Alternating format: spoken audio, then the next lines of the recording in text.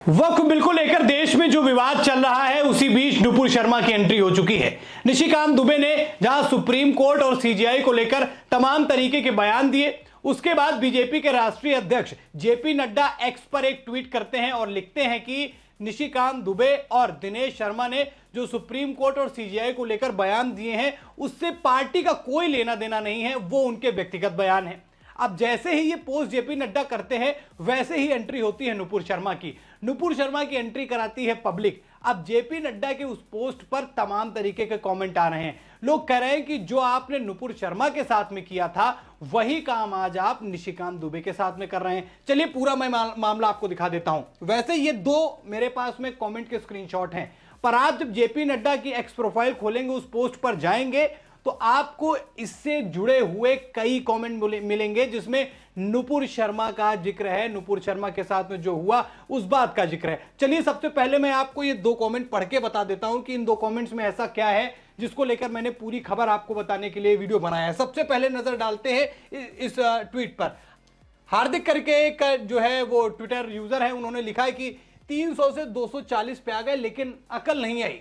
थक गए हो अध्यक्ष पद से तो छोड़ क्यों नहीं देते? पहले नुपुर शर्मा, अब निशिकांत दुबे की बारी। ये ख्वाब देखते हैं बंगाल, बिहार, तमिलनाडु जीतने का। नड्डा भाजपा को गड्ढा में धकेल के मानेगा। अब आपको मामला थोड़ा सा समझ में नहीं आएगा कि निशिकांत दुबे, नुपुर शर्मा क्या है।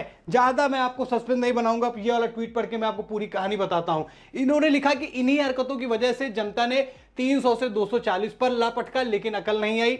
नुपुर शर्मा थी तब तुमने उनका साथ छोड़ दिया। अब निशिकांत दुबे और दिनेश शर्मा के साथ भी साथ हैं, उनका भी साथ छोड़ रहे हैं। ये ख्वाब देखते हैं बंगाल, बिहार, तमिलनाडु जीतने का। नड्डा भाजपा को गड्ढा में धकेल के मानेगा। लगभग एक ही जैसे दोनों कमेंट हैं, लेकिन इसमें जिक्र किया गया नुपुर शर्मा का। दरअसल नुपुर शर्मा ने एक बयान दिया था और उस बयान के बाद नुपुर शर्मा की भाजपा से सदस्यता रद्द कर दी गई थी। और उस समय रद्द की गई जब भारतीय जनता पार्टी खुलकर एकदम ओपनली सनातन के लिए, सनातन वाली राजनीति कर रही थी और कुछ ऐसे बयान निकल कर आ रहे थे जैसा नुपुर शर्मा ने दिया, वह जिक्र करना अनुचित है क्योंकि उसी दिशा में पार्टी जिस दिशा में बह रही थी उसी दिशा में नुपुर शर्मा ने एक बयान दिया।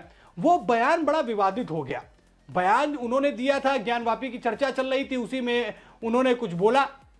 अब एक खास विशेष धर्म समुदाय जाति के लिए वो बोली गई बात बड़ी चर्चा का विषय बन गई। अब उसके कुछ ही देर बाद नुपुर शर्मा को पार्टी से निकाल दिया जाता है और निशिकांत दुबे ने जो किया उसके बाद उन्होंने ये ट्वीट किया। अब ये दो मामले एक तराजू पर क्यों रखे जा रहे हैं वो मैं आपको समझाता हूं।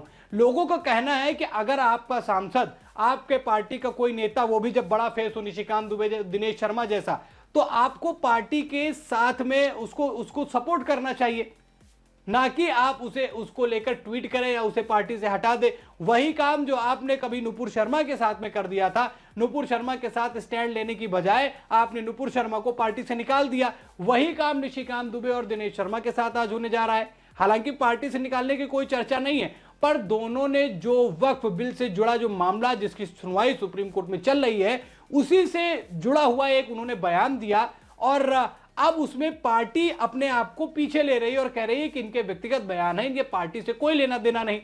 अब जहां पर निशिकांत दुबे की बात होती है वो बिना नरेंद्र मोदी और भाजपा सरकार के भी चुनाव जीत चुके हैं। 2009 का, अगर मैं गलत नहीं हूं, 2009 के आसपास में उन्होंने चुनाव जीता है।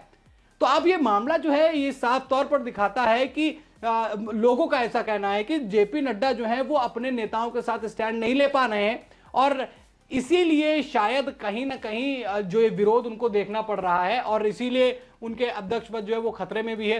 लोगों ने तमाम तरीके के कमेंट किए कि बीजेपी ने न जाने क्या सोच के इनको राष्ट्रीय अध्यक्ष बनाया, इनमें वो काबिलियता नहीं थी, या हारे हुए प्रत्याशी थे, इन्होंने विधायकी का चुनाव हार गए थे 2003 में शायद, तो उस चीज को लेकर भी चर्चा होने लगी, उस चीज को लेकर भी बात होने लगी। यानी कि जेपी नड्डा का एक ट्वीट जिसमें निशिकांत दुबे के बयान के बाद उन्होंने किया, जिसमें उन्होंने लिखा कि ये बयान उनका व्यक्तिगत बयान है, इसमें पार्टी का कोई लेना देना नहीं। तो 2022 का वो मामला फिर से खोदा गया जिसमें नुपुर शर्मा का जिक्र किया गया, नुपुर शर्मा की बात की गई और कहा कि जो हाल आपने जैसे नुपुर शर्मा को किनारे कर दिया था, उनका साथ नहीं दिया था, वही काम आज आप अपने दोनों सांसदों यानी कि निशिकांत दुबे और दिनेश शर्मा के साथ कर रहे हैं। अब आपको मैं बता देता हूं कि निशिकांत दुबे ने क्या कहा है, सबसे पहले आप वो भी समझ लीजिए। देखिए, दुबे साहब कहते हैं, दुबे साहब गोड्डा के सांसद हैं, इन्होंने कहा कि एएनआई से बात करते हुए कि देश में धार्मिक युद्धों को भड़काने के लिए सुप्रीम कोर्ट जिम्मेदार है।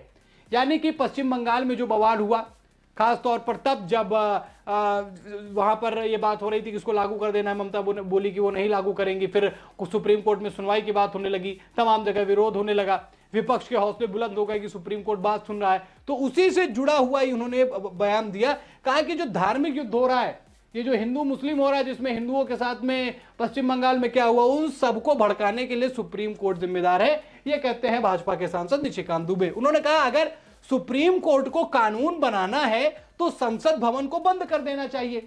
इन्होंने कहा कि जो बिल लोकसभा और राज्यसभा में पारित हो जा रहा है, जो संवैधानिक रूप से पारित हो रहा है, उसको अगर नहीं मानना है, उस पर संसद की टिप्पणी होनी है, सॉरी माफ कीजिएगा, सुप्रीम कोर्ट की टिप्पणी होनी है, तो फिर इन दोनों चीजों को खत्म कर देना चाहिए। लेकिन शायद निशिकांत दुबे ये भावनात्मक ये बातें कह रहे हैं, लेकिन सुप्रीम कोर्ट को इस बात का अधिकार है कि देश की सदन अगर कोई भी ऐसे नियम बनाती है, उस पर चर्चा, उस पर बातचीत करने का अधिकार हमारे संविधान ने ही उनको दिया है। तो मगर इसीलिए बयान विवादित हुआ, इसीलिए जेपी नड्डा का वो ट्वीट आया है। लेकिन निशिकांत दुबे ये कह रहे हैं, उन्होंने कहा सुप्रीम कोर्ट अपनी सीमाओं से परे जा रहा है, यानी कि जो ये फैसला जो 7 दिन का समय देना हो या फिर कुछ जो बदलावों की बात चल रही हो, उसमें सुप्रीम कोर्ट में जो सारी चीजें चल रही हैं, उसी से उन्होंने बोला कि ये जो है अब सीमाओं के पार जा रहे हैं। हालांकि ये कोई पहली बार नहीं है, धारा 370 हो, आपका 3 तलाक हो, आपने जो वक्फ की बात की उसकी हो, जब ये सारी चीजें पारित होती है तब सुप्रीम कोर्ट पर किसी तरीके के एलिगेशन नहीं लगते। लेकिन जहां एक तरफ की चर्चा की बात हो रही, जहां पर उसकी जांच की बात हो रही, जो अधिकार हमारे संविधान ने दिए हैं, उस पर निशिकांत दुबे का जब ये बयान आया, और ये बात जेपी नड्डा कहीं ना कहीं समझ गए कि ये मामला उनके लिए गड़बड़ हो रहा है, ये पार्टी के ऊपर ये बात आ रही, इसीलिए उन्होंने किनारे करते हुए ये बातें बोल दी। लेकिन पार्टी के साथ स्टैंड ना लेना जेपी नड्डा के लिए मुसीबत बनता जा रहा है। लोगों ने एग्जाम्पल अखिलेश यादव का दिया कि रामजी सुमन ने गलत बयान दिया, सभी जान रहे हैं, और एक नहीं अब 3 हो गए हैं। एक उन्होंने अपना राणा सांगा को लेकर विवादित बयान दिया, उसमें भी साथ में खड़े रहे, मंदिरों को लेकर भी गलत बयान दिया, उसमें भी साथ खड़े रहे, और अभी आगरा में रेप कांड के मामले में भी बयान दिया, अब उसमें भी अभी तक अखिलेश यादव का कोई रिस्पांस नहीं आया। तो लोग ये कह रहे हैं कि आप अखिलेश यादव से सीखिए कि वो अपने नेताओं के साथ खड़े, उनका स्टैंड ले रहे हैं। लेकिन आप क्या कर रहे हैं, जैसे नुपुर शर्मा के साथ आपने किया, वही स्थिति में आप अब निशिकांत दुबे को डाल दे रहे हैं।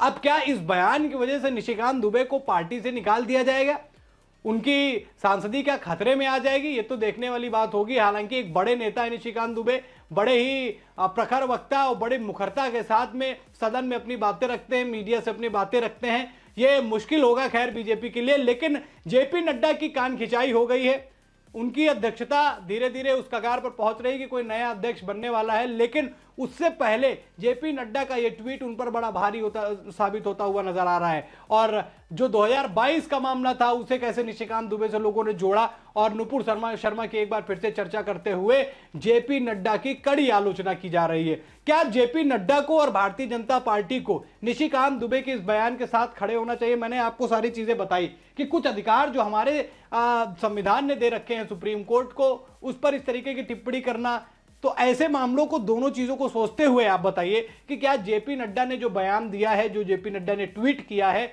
वो क्या सही है, या फिर बीजेपी को निशिकांत दुबे और दिनेश शर्मा का समर्थन करना चाहिए, जैसे अखिलेश यादव रामजी सुमन का कर रहे हैं, सब कुछ जानते हुए भी? कमेंट करके अपनी राय जरूर बताइएगा दोस्तों, आपकी राय हमारे लिए बहुत महत्वपूर्ण है। वीडियो में इतना ही, वीडियो को लाइक और शेयर करें, चैनल पर नए हैं दोस्तों चैनल को जरूर सब्सक्राइब कीजिएगा। फिर मिलते हैं एक नई खबर में, तब तक के लिए धन्यवाद।